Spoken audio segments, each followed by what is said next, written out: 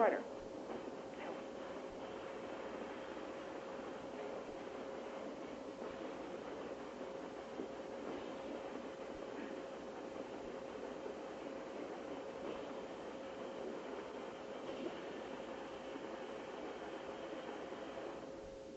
Welcome back, everybody. Today's on Portal Paranormal Talk Radio, and today's guest that we have is Dave Srider, and I'm Tuesday Miles.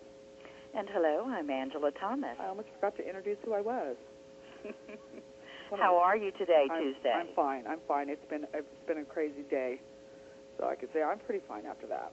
Well, good. How are you? Well, I'm doing fine and very excited to have Dave Srider on of Darkness Radio. If he has no end, so it's Srider. I know it's Srider. Is that? Let's bring him on in. Dave?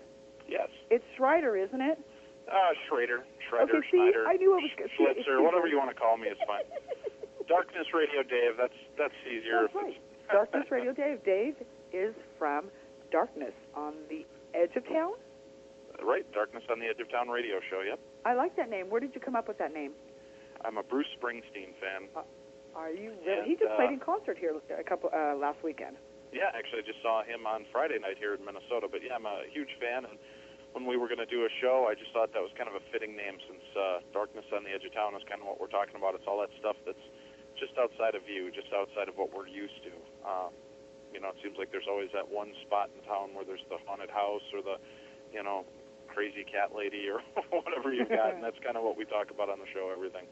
That's true, and I have listened to your show. In fact, I do try to get into your show. Every week I've tuned in for the last couple months, and I really do enjoy it. I really, I think that you bring a lot to the shows as far as paranormal, information goes on it. So tell us, why do the radio show about paranormal? I know that I've read on your website, and that again, let me just give that real quick. It's for darknessradio.com. You can find the information more about Dave, and I'll give you the MySpace one out in a minute. But why the radio?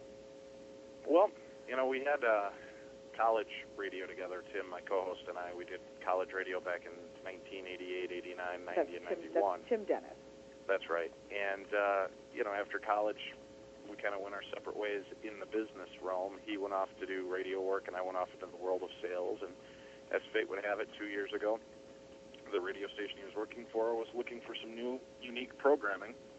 And we decided, what if we brought a paranormal show to the site? I've got an active interest in it, and had become friends with the guys from the Ghost Hunters and a few of the other major speakers out in the paranormal field. So Tim and I discussed it, and it was so fascinating, and it seemed like the paranormal was just getting ready to break open again. What with the advent of Ghost Hunters and Most Haunted and the Ghost Whisperer and Medium and all these different shows hitting the airwaves. So we wanted to give it a shot and see what we could do. And that's pretty much how it got started. The radio station was a little reluctant at first. They were kind of a middle of the road, everything from Sinatra to Barry Manilow. But they were willing to give us a shot on late night Sundays. Right. Yeah, and then after we did our first month and we were getting a ton of listeners, they decided to expand us to a 2-hour format, and we stayed on that station, AM 1470, for about a year, a little over a year, and then they flipped formats to urban gospel. So we went off the official airwaves and just stuck with the streaming, which we have a much bigger listening audience. We get emails from people that listen to us from Australia, Tokyo, Germany, Denmark. So it's it's kind of a neat deal to hear from people all over the world that are into the paranormal. Yeah, absolutely. So that's kind of how we got started with it, and we've been going. This January 1st will be 2 years. It will be officially on the air. For 2 years now on it. Well, I have noticed the guests that you have in there. You have quite a lineup with the guests that you have to your show. Let me ask you this question, Dave. Do you feel that your beliefs in the paranormal change when you have interviewed some of your guests, or that your guests have actually influenced your beliefs? Oh, sure. I pick up things that make sense to me from each one of my guests. Things that make sense to me, some things that I don't understand at all, that they shed a little light on. You guys do your show. You work in the realm of the paranormal. There's also the people that come off sounding like complete kooks. But, you take from it what you can. You try to understand and wrap your head around this. It's such an unknown field, and things are so insane with what goes on in the world of the paranormal, from ghosts to UFO to cryptozoology to places like the Bermuda Triangle. I love to eat it up and absorb it like a sponge and learn as much as I possibly can. I agree on that. Angela? Well, certainly I agree with you there, and I believe that, our show, as well as yours, Dave, certainly has, launched us into what I would consider the frontier of paranormal. And I'm very happy to see guests that are coming out with books and even ghost hunting events. And by the way, I love your website. Thank you. With all of the different events going on with ghost hunting and paranormal information. But I do believe it's important for us in this field to bring out what is actually being done on a more expertise line versus, maybe just a theory. So, congratulations on your success there. Well, thank you very much. It's been a lot of fun. It started off just as a way for Tim and I to kind of get back together working on the radio and talk about something that we were both interested in. And, it's developed into so much more, being able to speak with all of these wonderful, presenters from all over the world, from Wayne Herschel in South Africa, who talks to us about the hidden records and the possibility that we are not from this planet and we are coming from someplace out by Pleiades, to, the actor Dan Aykroyd we had on our show as well, talking about UFOs and ghost stories. And we've really had a great time doing this, and then the icing on the cake is meeting all of the listeners and the fans of the paranormal that are out there and doing our live events, where we get an opportunity with our guests, like Jason and Grant from Ghost Hunters, Chris Fleming from Dead Famous, Patrick Burns from Haunting Evidence, and then a plethora of fantastic speakers, everybody from Rosemary Ellen Guiley, the famed and acclaimed author, to demonologists John Zaffis and Adam Bly, and we get to go to some of the most beautiful and haunted places, or reportedly haunted places in the United States. We've been out to the Queen Mary in Long Beach, California, the Stanley Hotel in Colorado, the Eastern State Penitentiary out in Philadelphia, Waverly Hills in Louisville, Kentucky, which was just the Halloween special of the Ghost Hunters was filmed there. We're going to Rolling Hills this coming weekend in East Bethany, New York. The following weekend, we're back to the Stanley. We're doing a small event at the Palmer House Hotel in Minneapolis, or Minnesota area, I should say, in January. Going back out to Eastern State in May. We're working on some other ones, and we're working on a couple of overseas excursions as well. But it's been the fun of hanging out with all these guests and fans and learning their stories and hearing and sharing. That's just been really amazing to Tim and I. That's what really kind of keeps us going in the field. Right. Well, we all, with the documentation that's been out there, though, Dave, the fact is that we've gotten somewhere as far as proving, the existence of the afterlife, the existence of ghosts and spirits. But the fact is that what I'm looking for still is more information, more documentation that these investigation groups are going to start putting out there. It seems that they go to these places that are haunted, they get their film, they get their, their pictures, maybe their EVPs, but they're not documenting the initial investigation, their findings on exactly what it is that they're coming across. The fact is that and the new research that they should be doing with this. And I don't understand. Have you seen this too also, where we're not seeing this, this written up? It's going to the Hollywood aspect of it and not the actual scientific documentation of it. Well, I think the problem is, with as great as shows and entertaining as shows have been, like, Dead Famous, Haunting Evidence, Most Haunted, Ghost Hunters on the Sci-Fi Channel, the problem is that now a lot of people just consider themselves ghost hunters because, well, if a couple of plumbers from Rhode Island just had it as a hobby and now they're doing it, then anybody can do it. And what they're forgetting is, like with Michael Jordan, they watch the guy fly across the courts and do amazing stunts, but they don't realize that how many years went into it before he became the Michael Jordan we know. And a lot of people haven't paid their dues in the paranormal field. They're out for a quick fix and a thrill and just want to get, a good spook and a good scare on, and then that's all they're really focused on.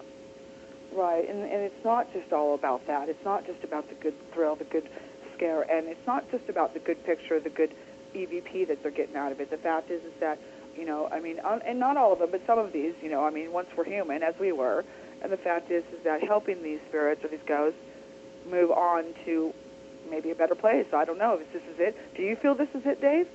Is this just as far as we get on the other side? Is Earth's level? I don't know. That's what keeps me going. I've got an overwhelming, terrifying fear of death, and I have since I was a child. I mean, since I was little, I can remember just laying awake at night, afraid of death because I didn't know if there was some place to go after this. Was I laying in a box and aware of it for eternity? Was I, roasting in hell because I thought dirty thoughts in church? Was I, I don't know what was going on or what will come from it. And it seems like you think you're going to research this and get answers.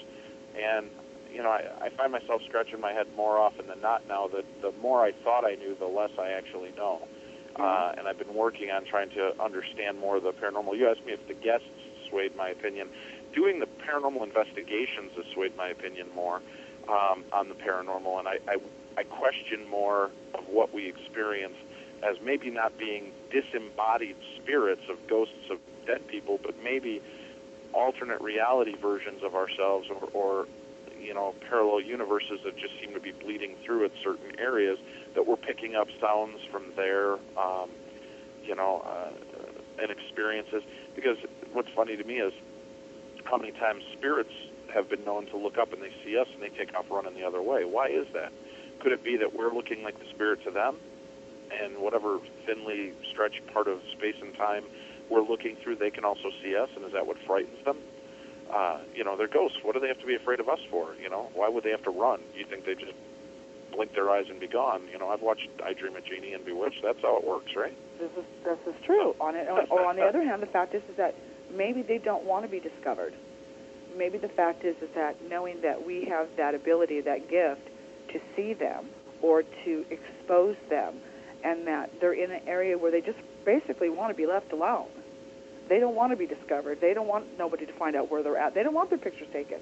So if I was feeling that way, I'd kind of scram too, knowing that I see someone coming with a tape recorder and a camera. Well, here's you my also thought. have to If that's consider the that case, there are spirits out there that do not recognize that they are truly dead.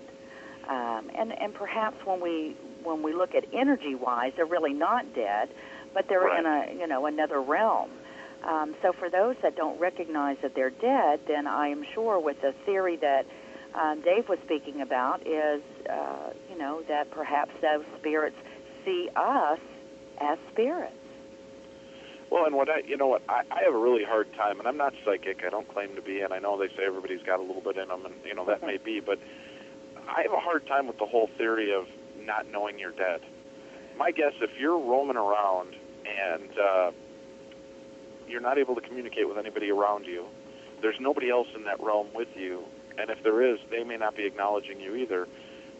That would be a pretty big sign to me that, hey, I must not be alive anymore, and I don't know if that's because I've educated myself enough in life to know the difference, but I would assume most of these people, or spirits, have a knowledge of it. I think, if it truly is the disembodied spirit of a human, I think it's more along the lines of one that just chose not to go because of, fear of what might come next, fear of retribution, fear of judgment, fear of leaving their family, and staying here and then just forgetting how to get back.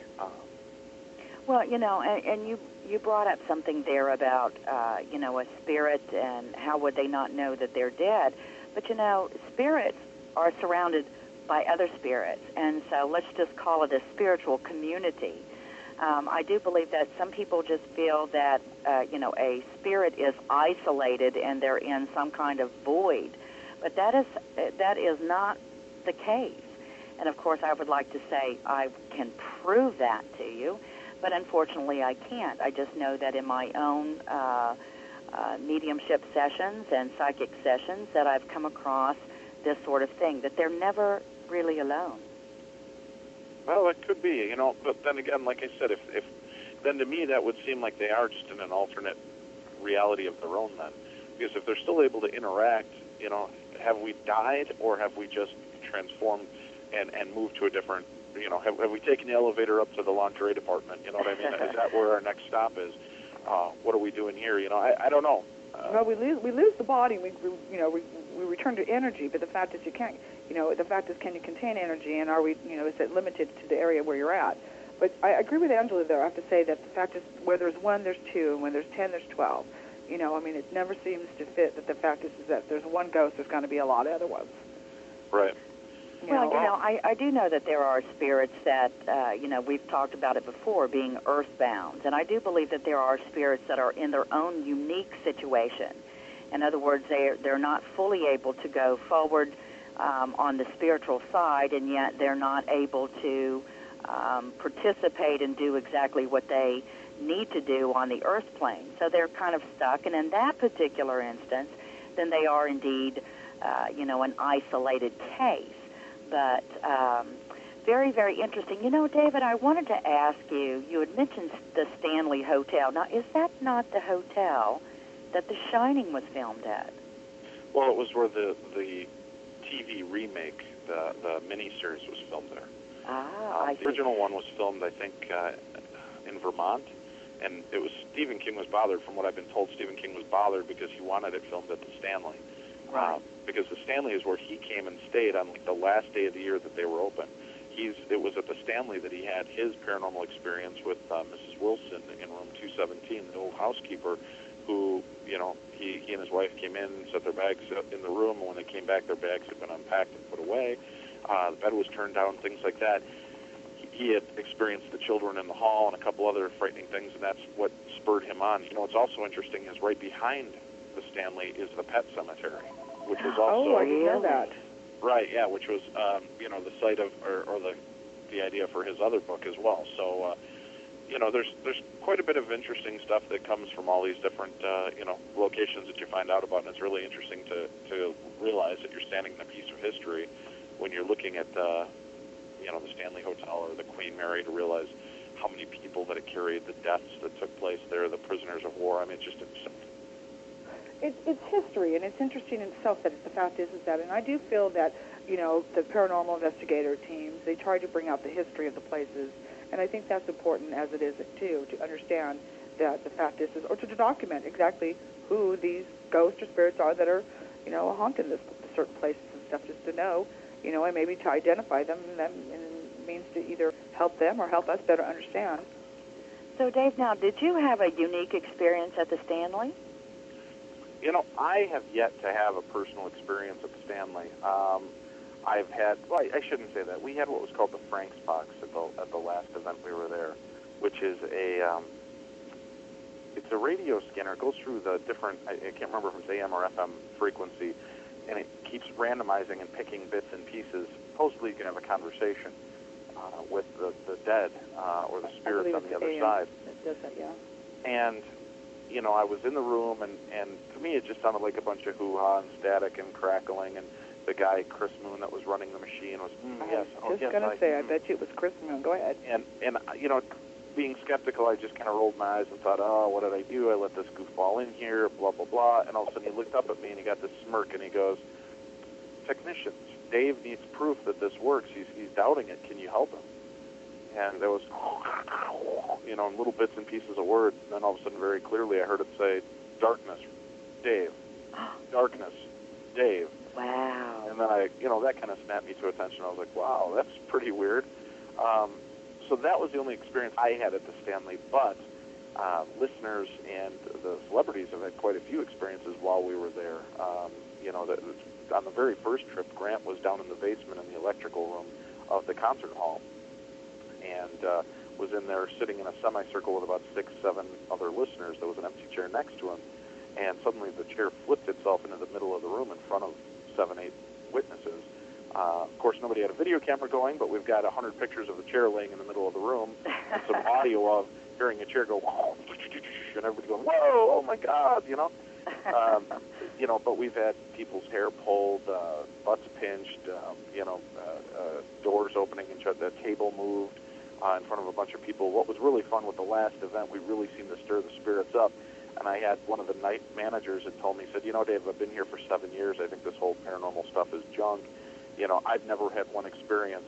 I came down the next morning, and he goes, well, you almost got a knock on your door at 4:30 this morning. I said, why is that? He goes, well, about 4, your final guest rolled off and went to bed, and I was sitting here working, and all of a sudden I heard the piano start going in the piano room. Well, it's an old room. We're not supposed to be playing with that, so I went in to go ask whoever was messing with it to stop, and I flipped on the light, and there was nobody there. So, we've had a lot of, we've had a lot of great experiences like that. We've gotten some excellent EVPs from the investigations there. And yeah, I'm certainly interested in learning more about all of the locations we go to. The only place I've had my own personal experience so far was at Waverly Hills. Now, where is that located? That's in Louisville, Kentucky. In Louisville, Kentucky. Well, tell us about it. Well, it's a former tuberculosis hospital, clinic, if you will, and also a geriatric home, and was shut down, I believe it was like in the 60s. Finally, they closed it down. Well, it's in disrepair, and Tina and Charlie Mattingly purchased it, and they've tried to keep it up, and, they use it as an attraction now. And I went there, and there's something called the death tunnel, where they used to take the bodies that, they were a couple, 60, 70 people a day were dying at this hospital, so they shoot them down the death tunnel into, waiting carts to get them out of there. Well, they say that there's all kinds of weird stuff that goes on in that room, or, in that tunnel. Well, two of the girls that were there, Terry and Rachel Scott, were filming in the tunnel, and they came out, and she said, "Dave, we're getting footsteps in the tunnel." So I said, "Well, let's go check it out." Went down, got about halfway down, and turned off all of our lights and stood there, and sure as heck, you could hear footsteps coming up the concrete stairs towards us. So I waited for about 8 steps, and then I flipped on my flashlight, figuring it had to be up far enough that I could see it, and there was nothing there. Wow. Then wow. So were you scared? No, actually, it wasn't a feeling of, oh my God, at the end of the night, running the event, I had to go all the way down to the end of the tunnel, make sure there was nobody left, and I brought everybody up. And as I got about halfway, it's echoey in there, you can hear footsteps, and I thought, it was strange, because the echo of the footsteps was really loud, so I stopped, and the steps continued for about 3 more steps. I love that. That's one of my favorite things. I just love that kind of stuff. I worked with Chris Moon also. Chris Moon was over at my house, and as our listeners know, I have a very active house, and he brought his little machine over here. And after, I'd say, almost an hour of that thing playing, it got on my nerves so bad. Right, yeah, it gives you headaches. It just got, but I have to say to you, I actually got mad at him about it, because what we didn't expect is that, because not only have I have an active house and a lot inside my house, but a lot on the outside of my house, in the backyards, front yards, throughout the whole neighborhood. And it seemed to draw them all here. Right. So whatever that noise was, they were very drawn to it. And then again, it made matters worse, because now not only did I have a house full, I had like 5 housefuls of ghosts, spirits, whatever you want to call it, in my house. A normal party going on, huh? Oh, and then some. Yeah, a block party, that was for sure. That's right. On it. So, well, that sounds great. Let me move on to this on it. So, and as you touched on this just a little bit, but though you said you're not psychic, but don't you feel that, being around those who are gifted, let's go through the psychic bit on it, does it feel like it enhances your perception or your...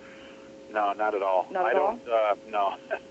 And I don't feel, I would say, if anything, I'm an empath, and I don't even like to talk about that too much, but I will notice that while I'm in large crowds or in places like that, that I will, I don't like being in large crowds of people, because it affects me. I can feel, I get disoriented, I get nervous, and not just like, oh my God, nerves, I got to talk in front of 200 people, but nerves of just like I'm picking up everybody else's stuff. I know people that I don't even know will start to tell me their, personal stories, and I'll feel what they're feeling. And it's a very weird and awkward sense, because, I have no emotional tie to these people. Right.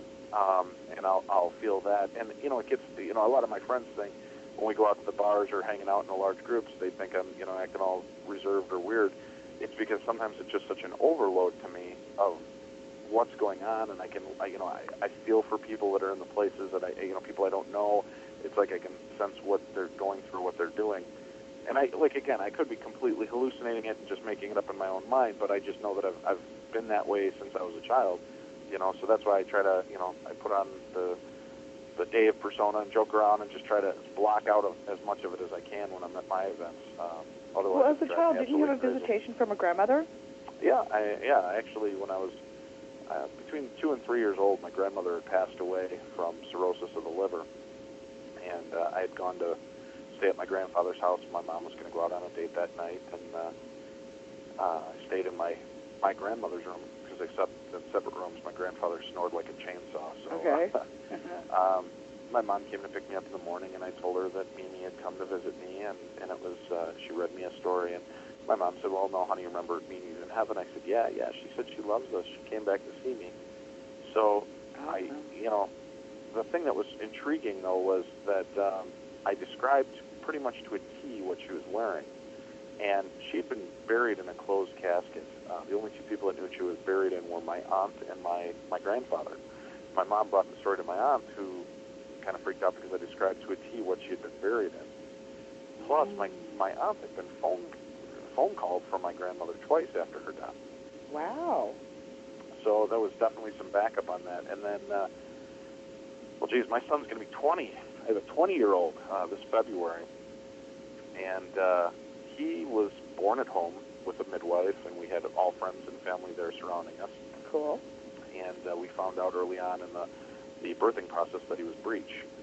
Now, I had just had my knee worked on the month before for surgery, so I was still a little wobbly, but they needed me to, we needed gravity to get this baby out quickly. So I stood up with my arms kind of in a goalpost position, and she draped her arms over mine, dropped her weight, and pushed. So that's how we were getting this baby out. And we got into a pretty good rhythm. Window locked down, and she'd go into the next contraction. Oh, well, she came out of a heavy contraction, and I relaxed, and then she dropped into another one as I was relaxed, and I began to fall backwards. And I got to about a 90-degree pitch and just stopped. And it felt like somebody had grabbed me strongly underneath my armpits and lifted me back up.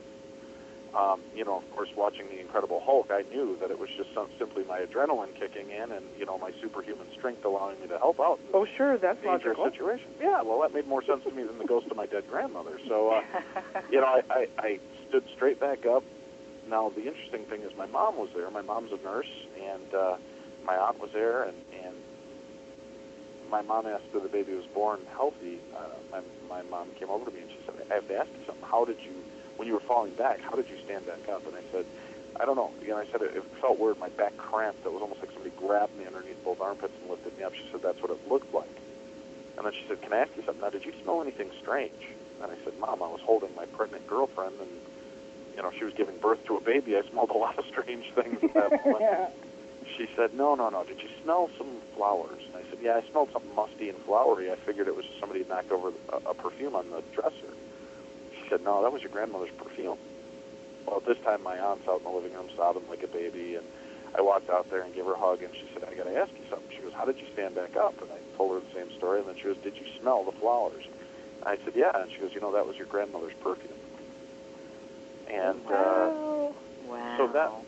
so that to me was a pretty good sign that something had happened. And of course our children are great because my son, my second son Nathan, when he was very little and wasn't speaking words really, was sitting in the back seat of my car and was jabbering away at somebody off to his right.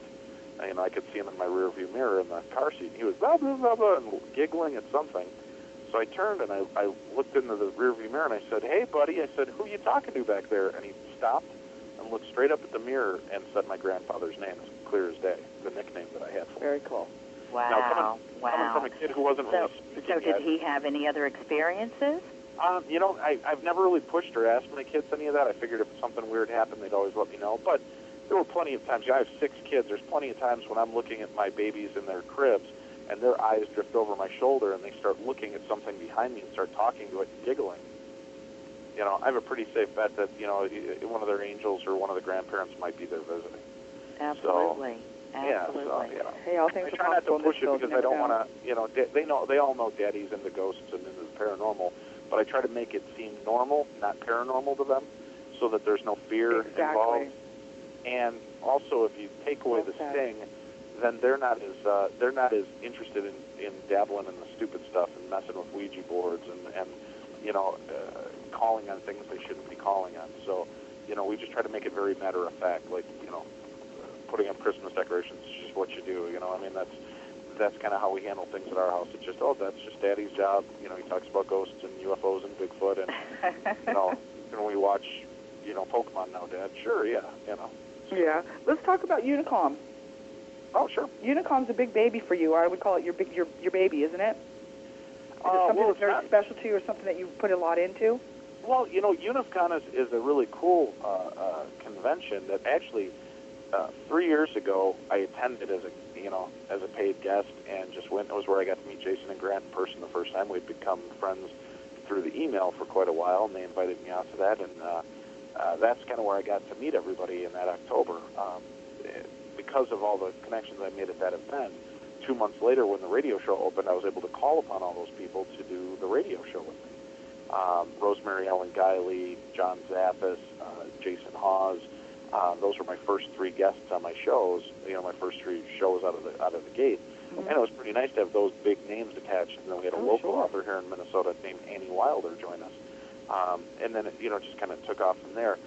The second year, because our show had taken off so well, I was asked back to host one of the panel discussions, and it's run, of course, by the great kids out at Penn State Paranormal Research Society, who have a brand new show coming out December 10th on the A&E network called Paranormal State.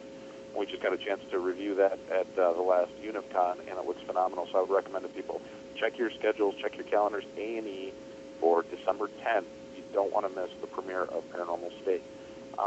Where would that be at, Dave? Is that a television program? Yeah, it's a brand new television program that stars the group that is part of Penn State Paranormal Research Society, headed up by Ryan Buell, Sergi, Elfie Music, a couple of the newer people that they have on their team, and a lot of their counselors and teachers that have helped out as well. They also have the wonderful Mr. Chip Coffey, who's a medium and a sensitive, will be a part of the event. Lorraine Warren is part of the show from time to time. So they've got a lot of really great names involved in it. But, I've become friends with the people that run UNIVCon. It's not my event. I just simply attend like everybody else, and I help out promoting it and hosting. Like this year we did the Darkness Debate, where we had a great panel of people up there. We had Jason and Grant, we had Chris Fleming, Patrick Burns, Michelle Belanger, the Vampire. We had Tiffany Johnson and Chip Coffey, the mediums, and Professor of Paranormal himself, Mr. Lloyd Auerbach. And we discussed a lot of the different things that are going on in the world of the paranormal, from the pettiness of the infighting between paranormal groups to, is it fair to ask for money for, learning about paranormal, or to take money to investigate for the paranormal. So we tried to cover a bunch of topics, and we always have a really good response with that. Let's talk about Lorraine Warren. I noticed last year in reading about Unicon that they did they honored Ed Warren. Right. Have you ever been able to interview Lorraine Warren or meet her? Yes, actually, I've met Lorraine twice now, and I've had her on my show 3 times, and we're getting set up to have her back on our show again really soon. So we kind of took a different approach having Lorraine on our show. Of course, everybody recognizes Lorraine Warren as one of the big name names from the original Amityville horror case. One of the demonologists, isn't she? Right, one of the investigators and demonologists on the case. And the thing to forget is that this woman is, a lot of people forget, is that this woman has, investigated the paranormal for over 40 years. And she is more than just the one case that defined her. That was just the most popular and famous case. We've actually, our very first show, we dealt with how she and Ed got together, what are her abilities, and talk to her about that. And we archive all of our shows, too, so if your listeners are ever interested, they can go to darknessradio.com, click on the Listen tab, and there's archives of every one of our past shows for the last 2 years. And certainly, I invite you to listen to the Lorraine Warren shows. Those are great. But she has dipped in and told us stories from different investigations, and we have avoided the Amityville story because it's been done to death. I figure, maybe next year we'll after we have her on a couple more times, we'll dip into her side of the Amityville case, and then move past it and never talk about it again. Yeah, I know on YouTube there is also that she's got some of those, some of her videos that that they had videoed during the investigation. And I recall this one little girl who was sitting at a kitchen table trying to do her homework, and the chair kept being slid out from her, and her mom was behind her pushing the chair back in again so this kid could do homework. And and there stood investigating this and filming this was Lorraine and Ed. And I kept thinking to myself, my God, at first I felt for this little kid trying to do their homework, and having the chair slid out from him, but still in the sense, too, that, they did investigate some pretty nasty cases. I mean, the fact is that, and if we do ever see these kind of cases come up anymore, I'm hoping that it calmed down where it seems that we're not getting these, really nasty entities that are causing such havoc and documented proof that there's, that they can cause right. that huge amount of I would say, chaos. I agree. Are we beating it, or I mean, what's the deal here? I mean, it used to be where there was that kind of activity. Do you see that anymore with anybody? Oh, sure. Poltergeist type activity is still huge, and they, I think it will be because, they've helped to prove that it surrounds a lot of, it surrounds a lot of the prepubescent women that are, coming into puberty, and it seems to be an energy that they're throwing off, which is really strange. It's that they believe has a lot to do with paranormal, with poltergeist activity. Right. It seems to center around one person in the home, and it's usually somebody that's, a young female.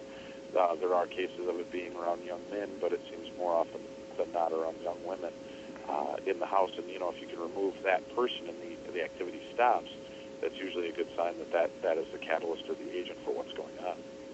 Which gives me as a parent the reason that, I feel I should be able to send my daughters away when they hit the teen years for at least 3 or 4 years. Really? Yeah, I know what you feel on that. I had poltergeist activity in my home, and this is, of course, thank God, many years ago. But I did notice that first there was actual spirit activity. As my children reached that certain age, both of them actually, because they're only 2 years apart, that's when the activity started. But I was actually thankful the fact mine only lasted about 6 months, and then it just left on its own. But I felt the fact is that the spirit that was already in the home absorbed this immense amount of energy coming off of my kids, and it seemed like that it just really basically couldn't do anything with that energy except wear itself down, and that's what the chaos was caused from on it. I mean, Right. Well, it could be that kinetic energy is what feeds them and gives them the strength. A lot of the experts believe that if you go to a bar, some of that smoky haze you see hanging in the air is not just cigarette smoke, but the spirits that once, hung there. If they were an alcoholic in life, that in death they might be hanging there and getting a high off the energy that the people are giving out at the, bars and clubs as well. And that could be why so many people drink themselves so hard, is because they're kind of being pushed by the spirits. I don't know. That's very interesting. Yeah, so there's that, and they could influence, and it's, once you're starting to weaken yourself by drinking, it makes it a lot easier to manipulate you. So that's very true, and I hear a quote there from Peter James. Peter James, and you've had Peter James on your show, and of course, and I hear a quote from him, and like he would say, as in life, as in death. The fact is, if you're going to be that way in life, you most likely will be that way in death. Yeah, well, yeah, and that's, Marianne Winkowski, who the show, is one of the consultants for the TV show The Ghost Whisperer, and the show is kind of based on her as well. She has a book out called, I believe it's As in Life, So in Death, and it's about, the fact that a lot of people that, if you were a jerk in real life, you might be a jerk in, you're probably a jerk over there, too, when you're haunting, so, we're going to have to lose that jerkiness before we die, huh? Well, a lot of people, look at the stories of couples that move to a new home and suddenly they're at each other's throats over everything and fighting and bickering and why? And when they remove themselves from the home, everything seems to go better, and they're, Well, Dave, now let me ask you about the, on your website I noticed that you had quite a bit of events coming up. Do you make those ghost hunting research? Do you have it to where perhaps some of our listeners can participate, or are there any events in which they can take any type of tours? Well, if you go to our website at darknessevents.com and check out our website there, we post up all the different events that we have going on. Right now, the only 2 events I have left open are the Palmer House in Sauk Center, Minnesota. We're going to be doing that with Patrick Burns from Haunting Evidence, Chris Fleming from Dead Famous. We're only opening it up for just 80 people to that event, so it's going to be a nice small event, 2 nights of paranormal investigating, plus evidence review. There's going to be a full day of talks by one by Chris Fleming, one by Patrick Burns. I'll be hosting a talk about kind of a ghost hunting 101, if you will. It's a skeptical approach to investigating and evidence analysis. Tim will be doing one with Patrick on EVP work. Phyllis Galdi, the publisher and writer and paranormal researcher for Fate magazine, will be on hand. Local author Annie Wilder will do a talk and a presentation about her home. We'll have a couple of mediums there as well that will be doing readings. So, we make it available for everybody, newbies and veterans alike. And we do break up the groups for investigations, so we try to keep the newbies together.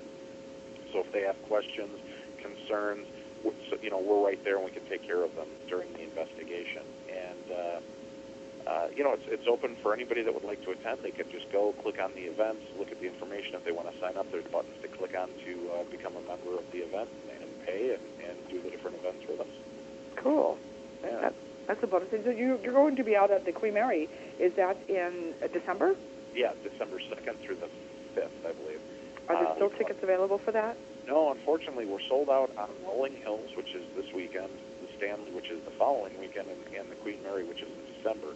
However, we are currently working on trying to come up with a new Queen Mary event, which would probably take place around the end of February, and a new Stanley event, which would take place around the end of March. We're trying to get that pinned down. The only problem is that the guys from the Ghost Hunters are back to work filming right after Christmas, so it's going to be a little hard to shake their schedules free to do that, but that's what they're working on. So hopefully we'll have another couple of events, and then you should see us returning back in November again for the Stanley event next year. Well, one thing I have noticed, though, Dave, with the Queen Mary is that they have changed some of the venues there. They have now a nightly band on the weekend. I noticed the fact is that it's over more towards where the engine room is, and I really have noticed less activity there. Maybe the fact is that now Peter James, maybe, not to say he is, but the fact is that, he's resigned there. His ashes are there, and they are designing a memorial room for him, a museum room actually for him on it. But I have noticed that the Queen Mary seems to have really calmed down as far as the ghost activity there. Well, yeah, that's why we run our events at the Queen Mary on a Sunday through Wednesday. Mm-hmm. So when we do the investigation on Monday night and Tuesday night, there is no bands, there is no concert going on. So while we're there investigating, we're not listening to the drumming rhythm of a band or, dance music. And hopefully, from what I've been told by the other mediums and psychics that have gone there, that the music and all the activity is really irritating to the spirits there as well. So they just don't hang out there as much. But they seem active during the week. So that's what we're hoping is that we can still capture them. We had some great activity when we were there last time with Chris Fleming down in the pool. He had, somebody had given him a little doll, and he called out to Jackie, and a whole room full of people heard her call back. Wow. And then as he escorted everybody out of the room for the next batch of people to come through, suddenly there was the sound of a little girl singing London Bridge, and there's quite a few EVPs floating around out there from people that videotaped and audiotaped it, and a whole group, and then a whole next group of people walked in to hear a little girl's voice singing London Bridge is falling down. So was that Jackie singing that? I don't know. I wasn't there, but I would assume that with Peter quite a few times. Yeah, those are the famous stories of Jackie, and we had about 40 to 50 people that all claimed to hear the same thing. So I would assume it's most likely the resident ghost Jackie. Absolutely. How can you be a skeptic to that when you have that many people who put the validation in regarding that on it? So, well, I'm looking forward to meeting with you, Dave. I will be down at the Queen Mary during that timing on it, and I've actually have some of the people there, some of the people that are attending there. They're all coming out this way towards my neighborhood because the fact is there's so much activity here, and there's a lot of activity not only in my house but throughout the whole neighborhood. So, I hope that you'll join them and come out with them. You bet. You just let me know, and I'll be there. Cool. Okay, now also too, you have a MySpace. Yes. What is the ID for that MySpace? What probably is easier to do is if you just go to darknessradio.com, right on the front page there is a link to my MySpace page. And when you join on my MySpace page, we also have a MySpace page for the radio show, which is in my top friends, and for my co-host Tim. And then, of course, we've got the Ghost Hunters and Chris and Patrick and John Oliver and all these other great people that are up there in our top group, and, the guys from the Ghostly Adventures show and everything. So feel free to join up and add them as well. But it's easier just to launch right from our main website at darknessradio.com. Okay, everybody got that? We've got a huge room full of people with the virtual auditorium, so everybody's saying, good. Yes, we got that. On it. Okay. Real quick on this, because we only got about less than 5 minutes left, but I want to ask you, I put you on the spot here for a minute. If you had to name three investigators, TV personnel, whoever it is, who you felt was the most credible or the most knowledgeable about paranormal, who would you name? Wow. If I needed somebody that had the most experience, that I really need to get some information or some help with, Well, I would certainly refer you to John Zappis. Who is? John, is he a demonologist? He is a demonologist and a paranormal investigator. He's the nephew of Ed and Lorraine Warren. Okay. John is one of the nicest guys I've ever had the opportunity to know. He's knowledgeable, down to earth, very easy to work with. And Adam Bly, of course, I would recommend as well, who's his protege. One more.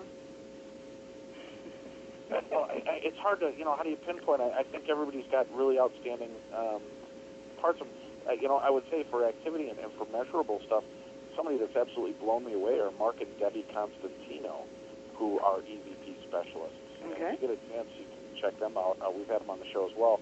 I just had the great chance to investigate with them out in Virginia City and watch them do real-time EVP. That was unbelievable, the things that we were getting and hearing, working with them.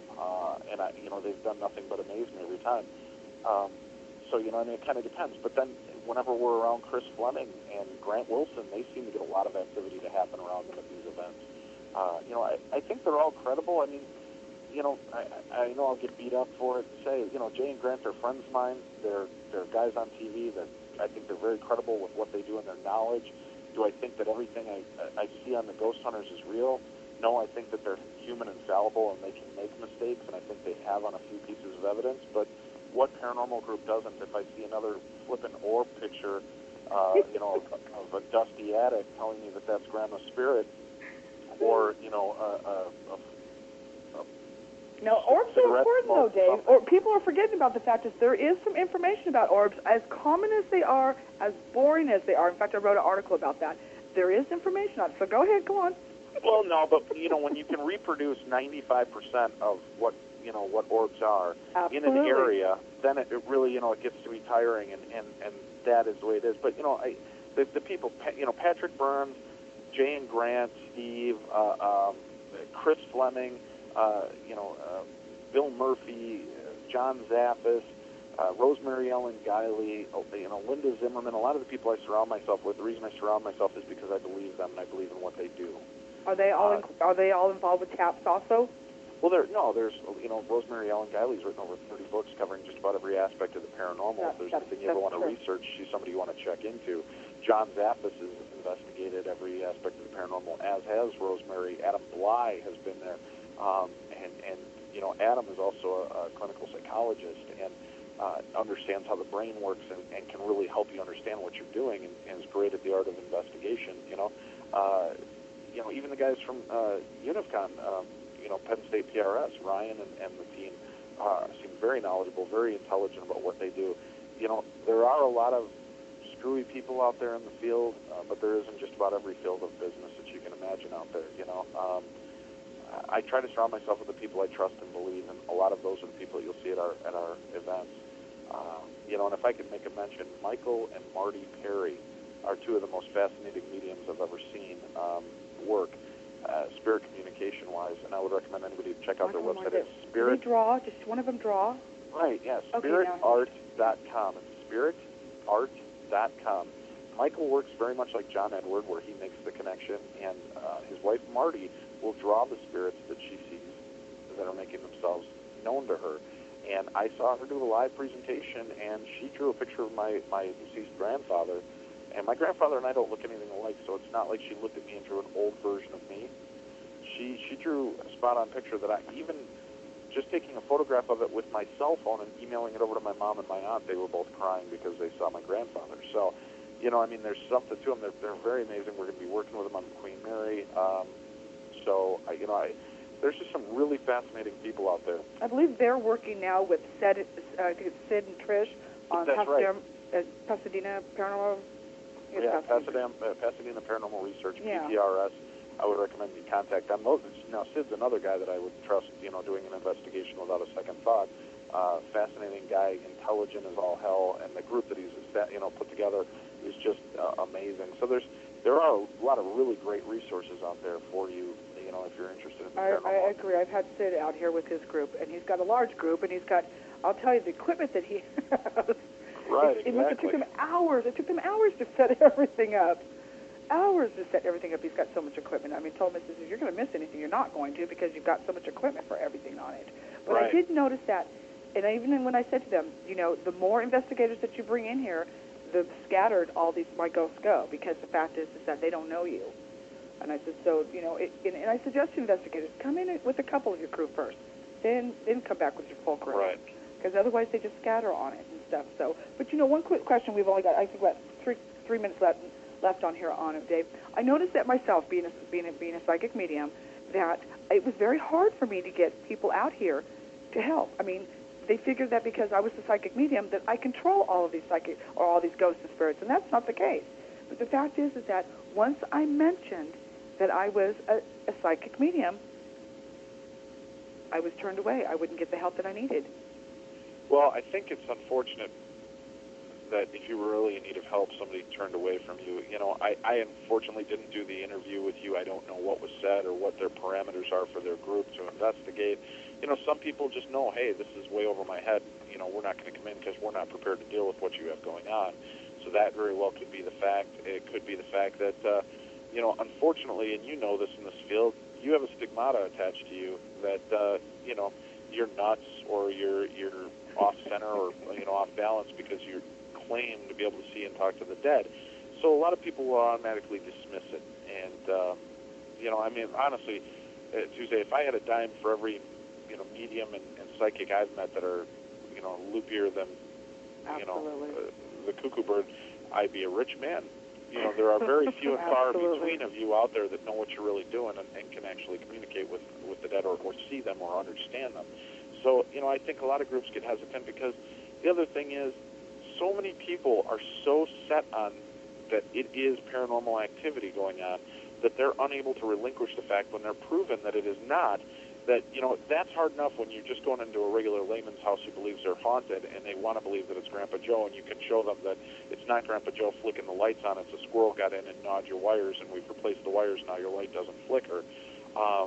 But now you've got to battle a medium who's telling you, no, they're still here, I can sense them.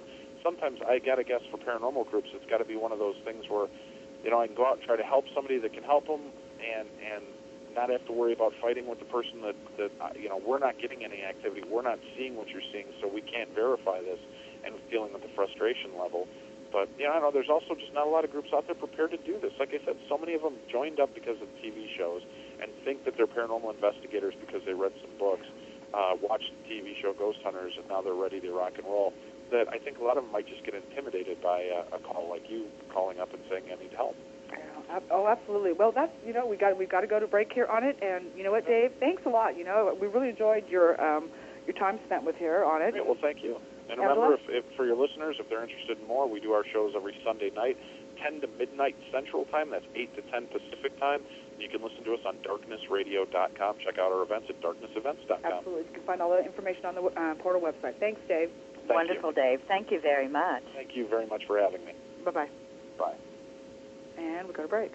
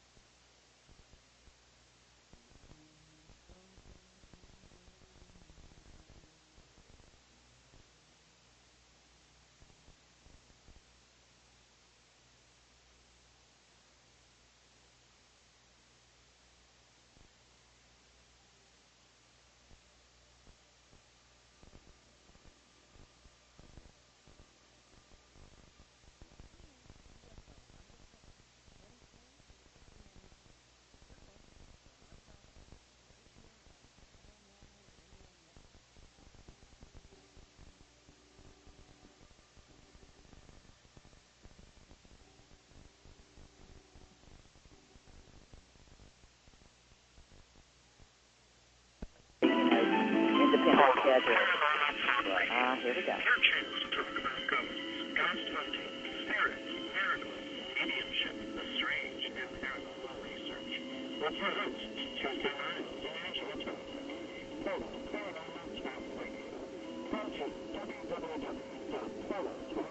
You there, Tuesday? I'm here.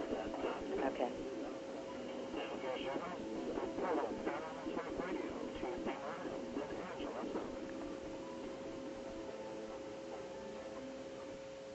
Welcome back.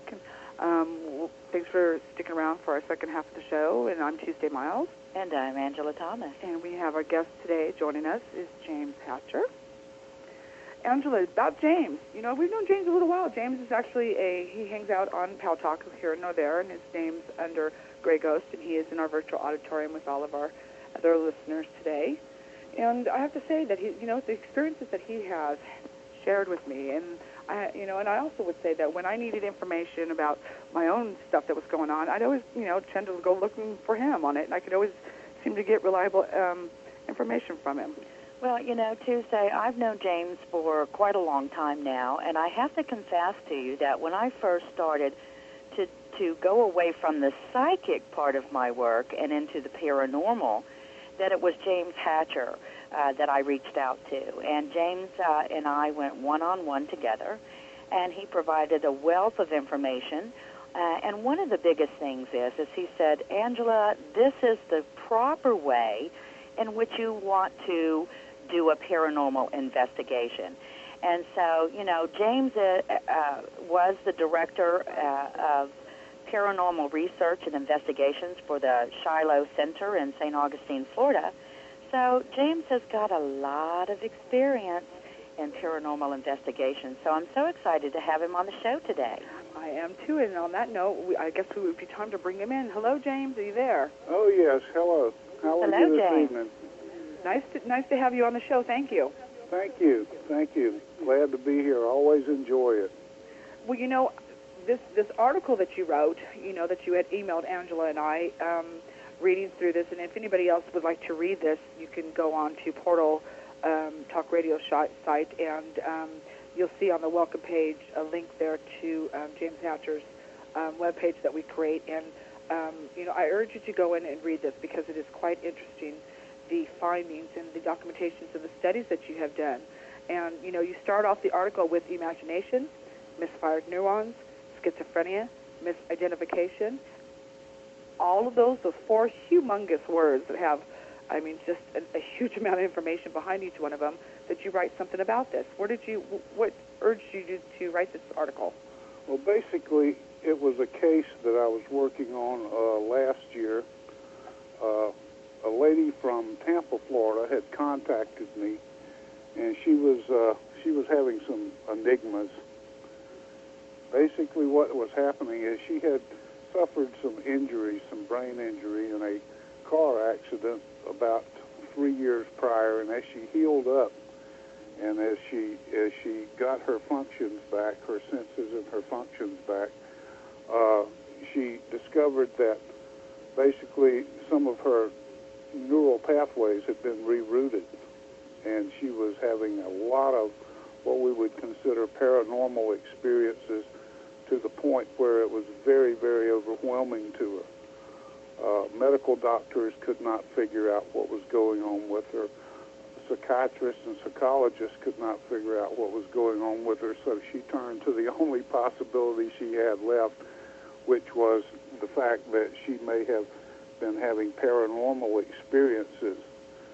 I did an extensive study of her for well over a year, and I consulted several leading parapsychologists in the nation, including Dr. Gary Schwartz and Dr. Sally Ryan Feather of the Ryan Center, who were not able to help this, and eventually working with a very good colleague whom I think you also know, Bill Hinn in Liverpool, England. Of course, yes.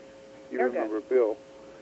We basically worked this case for another few months and finally basically came to our conclusions that her neural pathways had been rerouted to the point where it was allowing constant flows of psychokinetic information. Now, James, in your experience when you've done investigations, such as the case that you're talking about now, do you find that many people who are experiencing this has had some sort of physical trauma to the body? That is a study which has never been done, actually. I really had no information or no medical data that I was able to retrieve to either prove or disprove this theory. Now, all my life I have heard this, that neural pathways may be rerouted after an accident of some kind, but I have never been able to find any information to either confirm or deny that. Well, I do know that neural pathways do reroute themselves, and especially when there's been some sort of brain injury, where to the left hemisphere or the right hemisphere of the brain, generally the opposite will take over for the lack of one of those hemispheres. So, the brain is absolutely an amazing, amazing instrument, not only in the thought, in the emotional process, but just the physical process alone. So it would be very interesting to see someone's research on that. So that's a big hint to our listening audience, because I know that we have many doctors and scientists that tune in to our show, as well as our guests that are coming on. So hopefully somebody will provide information. And if you do have any, if you'll go to portaltalkradio.com and forward that through to us via email, we certainly would appreciate it. James, just I'm reading, in fact, I've got in front of me your article you wrote. In the very first paragraph, it caught my eye. It was so true, and I think there's going to be a lot of other people. And just to quote you real fast, you say, we all have had a good chance of experiencing something that is totally beyond our realm of experience and rationalization. When we have such an experience, our first instinct is to try to rationalize it and compare it with previous experiences that have similars to the ones that just occurred. Isn't that so true? Yes, it is. And the reason we do that is it's basically part of our consciousness. We automatically, for survival instincts, we automatically research our brain, we research our memory, we research our learning to see if we can compare this experience with anything that we have formerly experienced so that we know how to react to it. Do you find that fear... That's a basic survival instinct. Do you find that fear is one of those that come up first? Excuse me? Like, the emotions, in fact, is that when we're trying to rationalize this, that the fact is that do we bring fear into this usually? Yes, fear usually stimulates this. It's, like I said, it's a survival instinct. Like, if you would put yourself back, say, in prehistoric times, when man was simply a hunter or gatherer and worked strictly on his senses and his skills as a hunter for survival. The flight or fight instinct someone put up there. Yes, that's exactly right. Well, I agree with you there, because I feel that the fact is that, noticing that a lot of psychics, a lot of mediums in that sense, is that it's not just about the brain that they're using, it's the sensories. It's the sight, the hearing, the touch, the smell, the taste, the stored memory. Exactly, and in the little article that I wrote, I later put in there that most psychologists and psychiatrists work on the theory that we operate only off this monoconsciousness theory, where we rely simply on instinct and we rely off our memories to basically feed our brain information through the sensory organs. Wow. Now, the dual consciousness theory of psychology allows that these neuron pathways may be fired and stimulated by psychokinetic energy as well. Absolutely, on that. And then also in here, too, what you talk about is that many of our paranormal or transpersonal experiences are either of spiritual or religious nature. Don't you find that people tend to feel that, oh, it's an angel that's visiting me, that's what this is, or it's my relative visiting me, that's what this is. They try to go to the rational. The whole thing is because the fact is that thinking that it could be something else, that is where my comfort zone stays. Exactly. They're trying to stay in that comfort zone and within something that they feel they know or are familiar with. And what they're doing basically is staying within their belief system, that they don't have to step outside that comfort zone, as you said. Wow. Angela? Well, certainly I agree with that it is one's belief system. But let me ask you something, James. On some of your investigations, have you found that most people will hang on to their belief systems, or are they trying to rationalize it as in, I was sleeping, or I was cold, or I was too hot, I was hallucinating? What has been your experience with your one-on-one interviews with those that are being what you would consider haunted by the paranormal? Well, for the most part, I don't know if you've experienced too many people who have problems with the paranormal, but the most people that I interview are basically at the end of their rope when they come to me. They've mostly eliminated physical causes, and by the time they get around to calling the spiritual center and asking them to have me come out, they're usually pretty well assured that it's something that's paranormal. Now, at one time, James, you were talking about the difference between a ghost and a spirit. Can you share that with our listeners? Yes, I'll try to explain that. This is personal with me. I don't expect anybody else to define it the same way, but this is just basically the way that I keep the paranormal experience of a ghost or a spirit, between a ghost and a spirit, separated. Usually I consider residual hauntings, residual energy, residual hauntings, a ghost. Those usually will not interact with you, other than, now they can make sounds, they can sometimes move things, they can make noises happen, and they can appear as apparitions. However, they will not usually, as a general rule, interact with you. If they do interact with you, then you are dealing usually with a spirit. Right. As far as even looking at you or even noticing you, they just seem to keep continuing doing what they're doing. Exactly. I mean, they may even look at you and appear to be noticing you, but what they're doing is basically simply doing what they were doing before. To them, you're not there. And do you feel that they're actually just doing what their memory serves them of their last time on Earth? Well, they're doing exactly what the scene that the environment soaked up is doing. They're doing the exact same repetition that was going on when the environment more or less recorded this energy. Do you feel that maybe their memory is trapped? When we say that ghosts don't know that they're dead, or people who have died, they don't know they're dead, they're just, it's haunting. Do you feel that maybe their memory is stuck in that time warp? No, I don't. What I do feel is when we're dealing with a residual, we're simply dealing with energy or energies that have been recorded in the environment. Okay. Okay.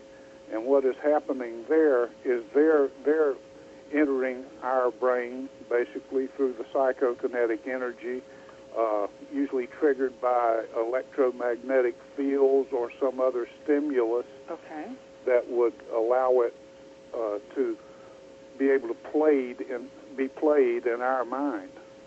And we're actually seeing or hearing that event or that particular action that took place at that time. What do you feel? It has been documented. The fact is that with paranormal investigators go out with these little gadgets. It's the EMS readers, to get readings on the electromagnetic field. And the fact is that knowing that it's been proven that with the activity there, that these meters run extremely high, feeling that the fact is that these spirits, ghosts, have absorbed the electromagnetic field. What is your thoughts on that? Why they would do this? Okay, in order to manifest, what's going on there is if we have an energy field, let's say we have a residual energy field present in a place, a building, outside somewhere, and there is an inconsistent electromagnetic field present. In other words, the field doesn't change much until somebody goes there with a lot of batteries, a lot of cameras, a lot of equipment, and starts running a lot of electricity there, and there is no artificial energy except for your batteries or whatever. They're going to use that to enhance the electromagnetic field in order to basically help manifest themselves within your sensitivity. So what you're saying, though, James, is that you find that this equipment somehow stimulates the spirits? Well, some of it does. Some of it does, particularly if you're doing an investigation in a place where there's no electricity or a very low amount of electricity or electromagnetic field present. Well, that makes sense. A lot of them claim that they complain about having their batteries drained the minute they go into a place. Exactly, because this energy will manifest using whatever energy it can. This is one of the reasons, again, that we get cold spots, is because whenever some energy is trying to manifest, and we're actually helping it, believe it or not, when we do the investigation, or we go in there with this equipment and we go in there with our mind set, hoping to find something paranormal, not necessarily being all skeptical, but being open-minded. We also are basically sending a, I want to say, a psychokinetic invitation to that when we do that, when we go into an investigation. Wow. Wow, and that's we're a lot of basically information on opening that. ourselves up. And so also, too, how about with the water? Because, for some reason, water keeps coming up. Well, water, particularly water of an underground stream nature or a river water or whatever, contains a lot of iron and energy. Energy is produced in the movement and the flow of running water, and places like rivers, streams where there's running water and there's a current, and there's an actual electromagnetic field produced by this. And of course, the more iron in the water, the more electromagnetic field you're going to have. I've never thought about that perception, and the fact is about the iron in the water. Figuring that the fact is that here as humans on this earth, that we rely on having water in our body. Without water, we're basically dead ducks. Exactly. We're the biggest percentage of our bodies are made up of water. Absolutely. So the fact is that whether or not, you kind of figure that they need water for, and you want to say for some type of survival. The fact is that now they are energy, but to manifest the energy, to actually help them. Exactly. Water basically is a very conductive thing also. If you ever notice, water is one of the basic conductors for electricity, one of the best conductors for electricity. It basically virtually has very little path of resistance. So with both you and Tuesday, James, that does paranormal photography, have you found more captured near a water source or pretty much in a unique environment? Well, near water sources, yes, and something else, near power lines. Oh, that is so power right, lines are producing also a constant electromagnetic field. One of the best apparition pictures that I've ever gotten, at least the one that my wife got, she took, basically was taken right beneath a bunch of power lines. Wonderful. One of the guests in our virtual auditorium, James Tallsworth, asked about, what about hot spots? hot spots as in superheat spots, or hot spots as we call them in the heart of a haunting? It depends on how we're using the terminology there. Okay, he just asked about hot spots, so let's go both. Okay. If we're using the term hot spot as a place where the energy or the temperature is actually raised instead of drops, then we can use that as a hot spot. Or we also, in the paranormal investigation field, we refer to a hot spot as basically the center of activity, or where the most activity is taking place within a particular structure or particular area where the haunting or the alleged paranormal activity is happening. Now, some might call that as a negative energy when they find hot spots. Well, hot spots can also be produced by discharge of electrical or electromagnetic energy. And basically, for instance, when, let's just say, if I were to go into a room and all of a sudden the room temperature increased 10 to 15 degrees, the temperature and there was no paranormal activity happening, I would look around to see basically if there was some reason, physical reason for that. However, if there's no physical reason for that, I would consider it as a discharge of paranormal activity or in other words, something getting away, something leaving. Oh, okay. And when it's not so active in the fact it's in that area, then the readings are going to fluctuate from that. Exactly. What I have found, I've never run into too many hot spots at all. I've run into a lot of cold spots. Actually, places where the temperature changed, the only time I've experienced that would be, let's say, if I were investigating the part of a downstairs of an active place, and then I went upstairs. Of course, heat rises, and the temperature is going to change up there a little bit. Certainly, under normal circumstances. Right, under normal circumstances. But as to a temperature change where it radically changes from a normal temperature to a very hot temperature, I've never experienced that I can recall. Well, that must be the reason why I'm freezing half of the time. I'll be warm 1 minute, and the next I'm freezing. Well, I have felt hot spots too, or the fact is actually standing or sitting in a certain area, whether it's my house or someplace else, and felt this immense heat sensation, around me. And of course, whether it makes you sweat or not, and whether or not it makes you feel uncomfortable.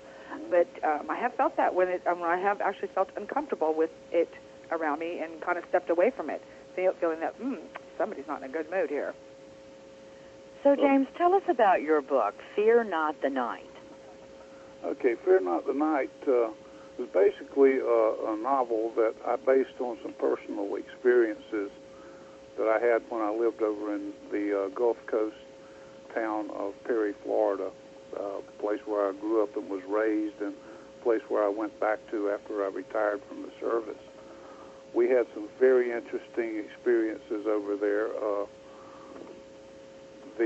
The actual details of the book, which I won't go into, but a little synopsis of the book deals with the spirits of two children that showed up in our house over there. And these two children had been children that I had actually seen die a very long time ago. So you've actually saw their deaths? Yes, I actually saw the place, that they were dead. I was one of the people that actually found the little light plane that they and their parents were in, and I believe that they died right there in that crash. Oh. So it's basically, you say, it's taken place in Perry, Florida? Yes, Of course, I changed the name of the town and the county and and the people and the characters, so as not to offend anyone. But certainly, certainly. Now, James, I understand that you're working on a second book. Is that correct? yes, I am. I'm working on a book right now called The Switchman. The Switchman. And can you tell us a little bit about that book? Well, the Switchman is based on a case that I investigated here about 5 or 6 years ago. It was an old railroad depot that was built back in about 1845, and it was later moved to another spot and became a residence. And it acquired quite a reputation as being haunted. So now this particular rail station, is that in Florida as well? Yes, that's in a little town called Madison, Florida. Madison, Florida. Madison, Yes. Florida. So basically, what is the main theme beyond the rail station? Can you give us a brief synopsis about... Yes, the book, I'll tell you this, the book is entirely fictional. It's based on the characters that I ran into there, and it's based on, in part, on the investigation that I did and what we found there.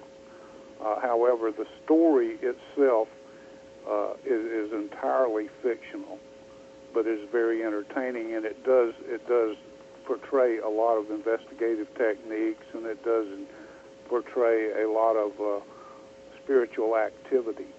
One of the spirits that I ran into there was the spirit of a switchman, and I was able to validate, go back and validate and research that there was an actual switchman that lived and worked out of this railway depot.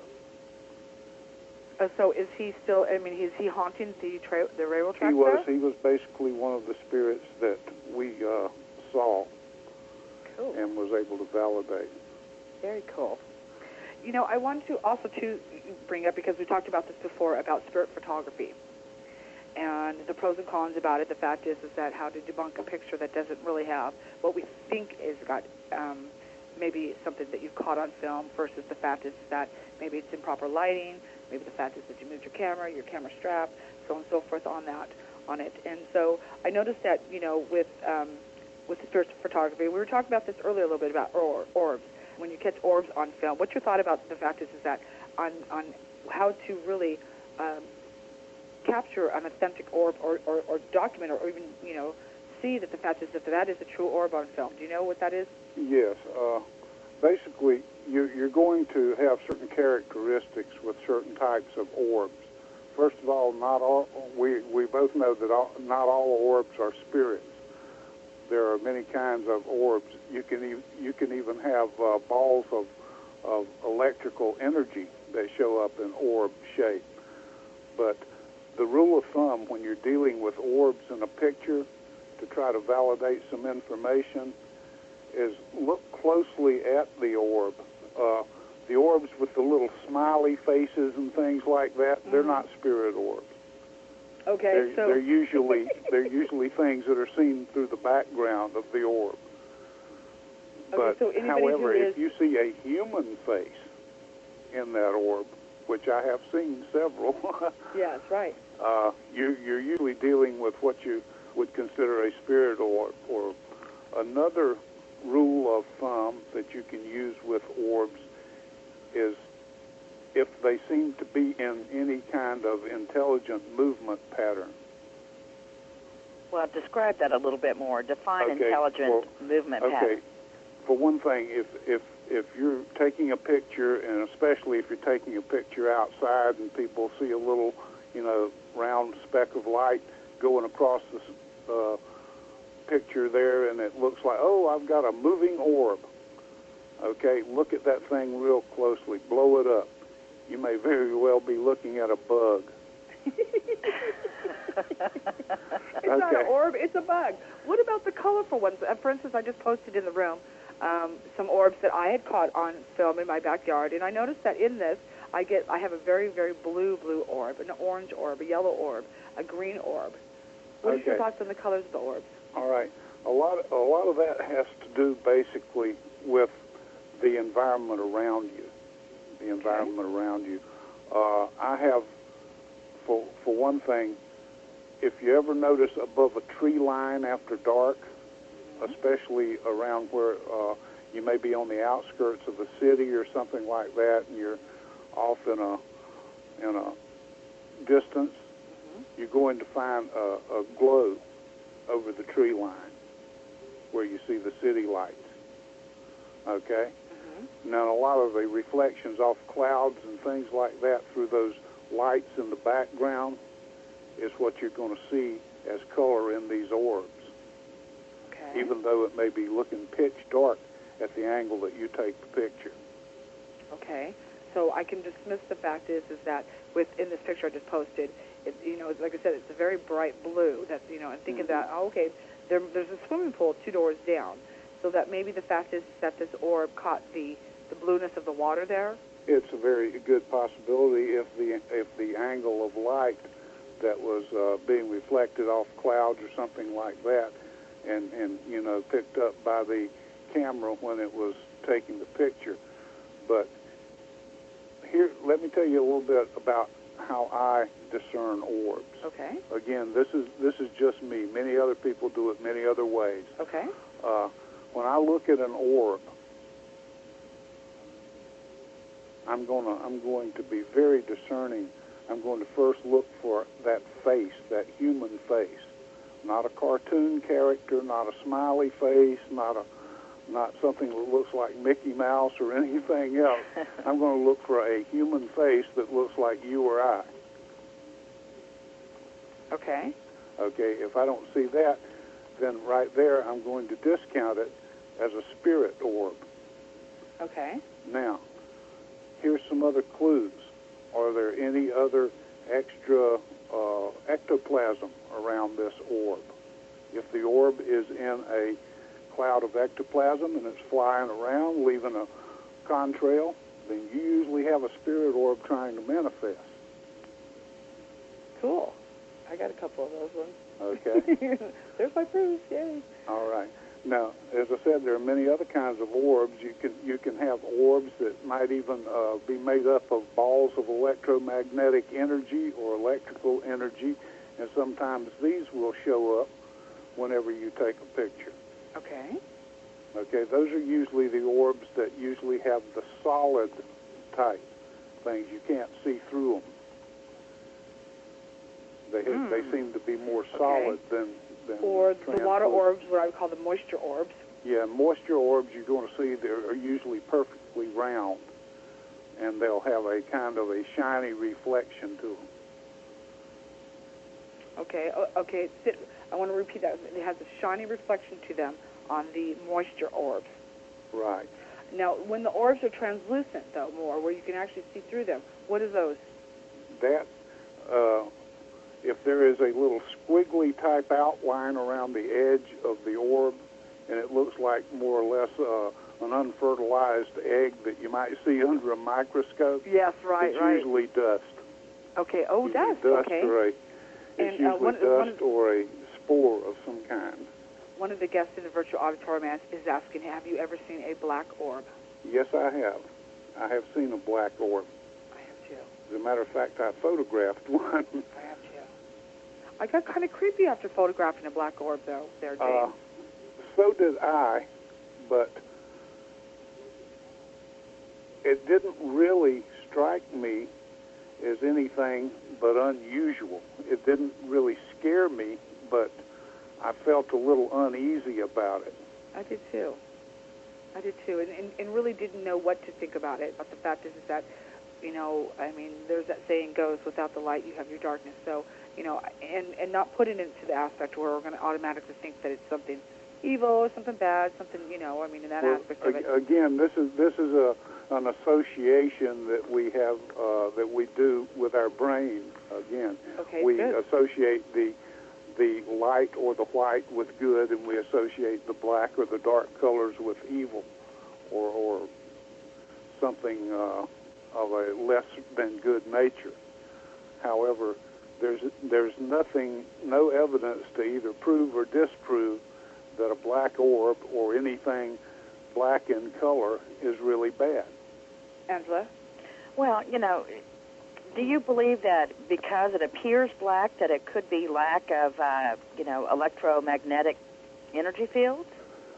It could be, or it could be even something other dimensional that basically is sort of like antimatter in nature. To look at that, look further into that. I wonder, it's funny. The fact is that, not to change the complete subject though, but just to make this question out there, I'm just wondering if extraterrestrials have a way to go into orb shape. Well, that's a good possibility too. Orbs have been associated with UFO sightings and with UFO activity. Some of the crop circles, for instance, the places where they have crop circles, orbs are very, very show a very high presence in those areas. Okay, on that, we'll have to do more on that because I wasn't aware of that on it. Right. On it. Okay, let's move on that too. Now, let's see. For instance, the fact is that you get this mist or something abnormal on your film. The fact is that it seems to be that it's taking on shape a little bit. The fact is it doesn't look like smoke, but yet it looks like it's mist on it. Now, how do we know? The fact is that whether this is a flaw in the film, or the fact is that what could we look around in the picture, or maybe even taking more different pictures of it that we can actually identify it as being something abnormal? Okay, if it's something paranormal, what you're going to usually have to discount around the area that you've taken the picture is, okay, was there any reason for any smoke or any mist to be appearing? Was it very humid that day? Was anybody smoking a cigarette in the near vicinity? Was there any steam coming out of anything? Once you've discounted that, and once you have said no to all those things, and you're looking at this picture and you're seeing something that basically starts to manifest, I would consider it a good chance that it's a spirit trying to manifest. But okay, first you have to discount all those other possibilities. And this is, a picture's worth 1,000 words. However, here's the thing right here. The person that took that picture is basically the only one, other than, other witnesses in the vicinity, that can actually say, yes, this happened, or no, this didn't happen, or yes, these conditions existed, or no, they didn't exist. So you have to more or less be there, for one thing. Right. Very, very true. Go ahead, Angela. Well, James, I know recently that you shared with myself as well as Tuesday a video capturing an apparition. Yes. Can you tell us a little bit about that particular video and why it is so unique? Okay. This particular video was taken in a hospital in the UK. I'm going to purposely leave the name of the city and the name of the hospital out because a nurse there would probably lose her job if it got out that she was the one that sent this video. My good friend Bill Hines from England, as you know him as Airgun, sent me this picture. A nurse that works in a hospital over there had seen this apparition, and several other people had seen this apparition. And, of course, the government will not allow anybody in there to investigate it because the British hospitals are all government-run. Right. And basically, she took a cell phone into the hospital, and when she saw this apparition, she quickly opened her cell phone cam and filmed about 40 seconds of this apparition. She emailed Airgun the video. It hasn't been touched, and he knew not to alter it any. He did not alter it any. The only thing that's been done to the video itself from the raw video is it was converted into a WMV file so that it could be shown, over computer. Certainly. Now, tell us, James, why is it that that particular video is considered unique? Well, this one is considered unique because we ran it through several of the photo programs, including the three-dimensional series that we use on these things to validate photographs. And where there should have been a three-dimensional image raised on the photograph, there was absolutely nothing. It was absolutely flat. Yet in the video, you can see this apparition. Wow. Well, I know, I saw it and I thought, oh my goodness. Because, I have to tell you, that is the very first video that I have ever seen with an apparition on it. I've seen videos of different sorts of things, and I've seen digital photographs. I myself have an abundance of digital photographs just here in my own home. Oh, yeah, absolutely. But that was the very first that I had seen. Do you find that apparition videos are relatively common, or am I just missing the boat? They're not that common. That's basically the first one that I've ever seen and been able to validate.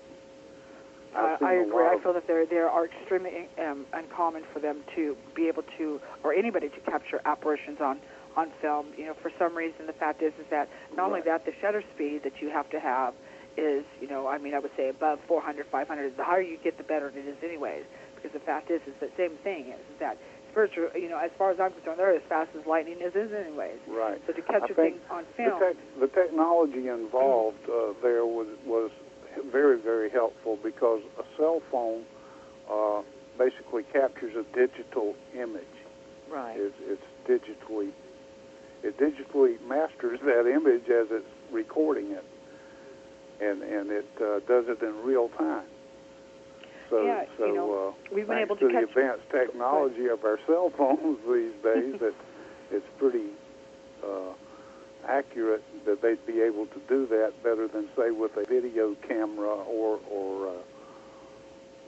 a film camera.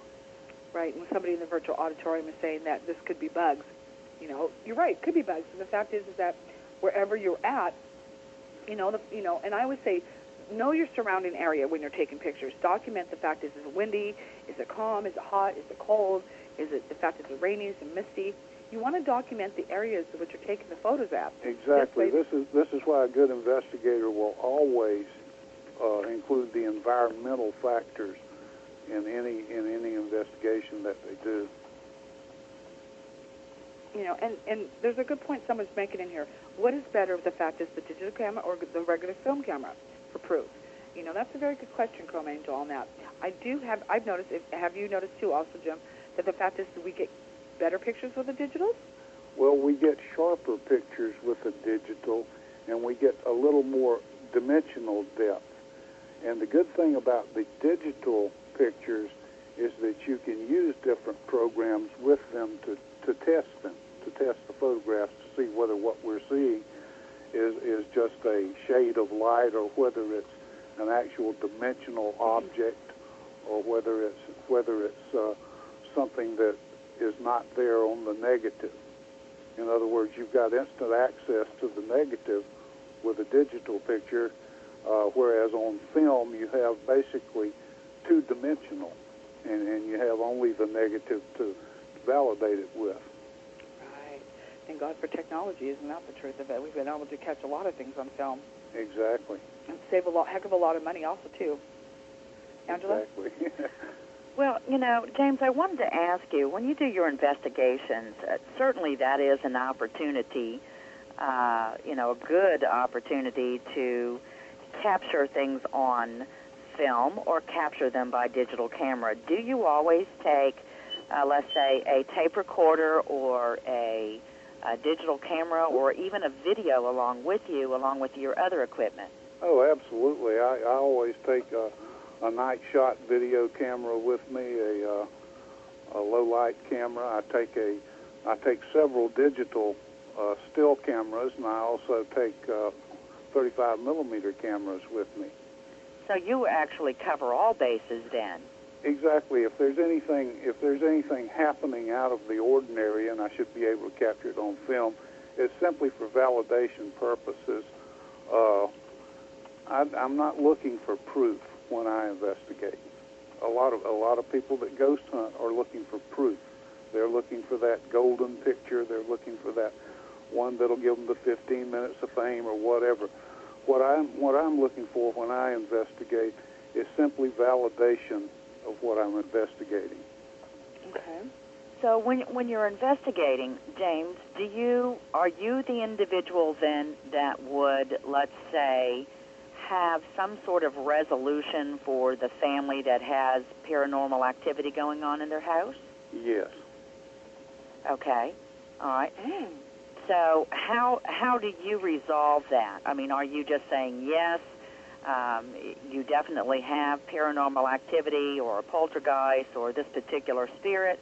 How do you go about resolving this for, let's say, John or Jane Doe?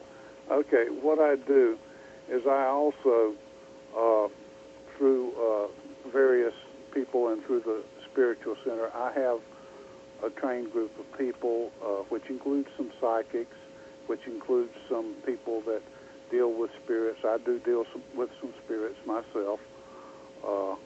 Fortunately, I'm one of the people that has been given the ability to do this. Good. Now and again, when it's So you're the boot keeper. More or less. Okay.